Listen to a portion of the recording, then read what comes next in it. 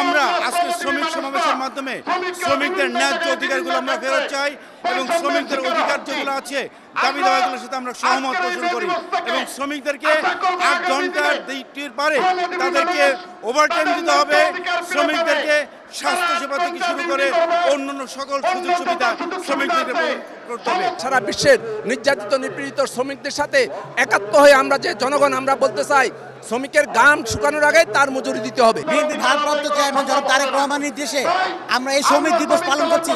গত 16 বছর এই স্বৈরাচারী সরকারের আমলে শ্রমিকরা যে ন্যায্য অধিকার আদায় থেকে বঞ্চিত হয়েছে, আমরা চাই যে এই শ্রমিক দিবসের মাধ্যমে এই 16 বছর যে শ্রমিকরা যে ইয়াতে বঞ্চিত হয়েছে সেটা যোগ্য হোক। জাতীয়তাবাদী শ্রমিক দলের পক্ষ থেকে পল্টনে হাজির হয়েছি।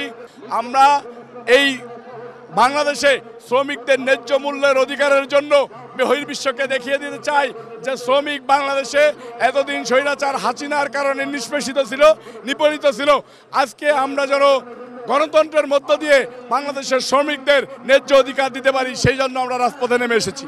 আওয়ামী লীগের সনালে পরে আমরা মে দিবস ঠিক মতন পালন করতে পারি নাই।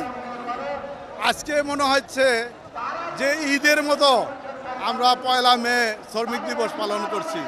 শ্রমিকরা অনেক বেতন ভাতা থেকে বঞ্চিত।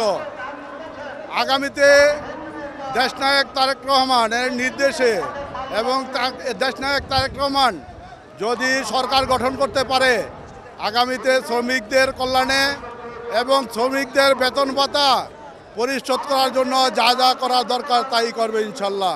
1 মে শ্রমিক দিবসে আমরা বলতে চাই বিগত 17টি বছর আওয়ামী লীগের আমলে শ্রমিকের অধিকার ছিল না। এই 5ই আগস্ট দেশ স্বাধীন হওয়ার পরে শ্রমিকরা খোলা মঞ্চে কথা বলতে পারতেছে।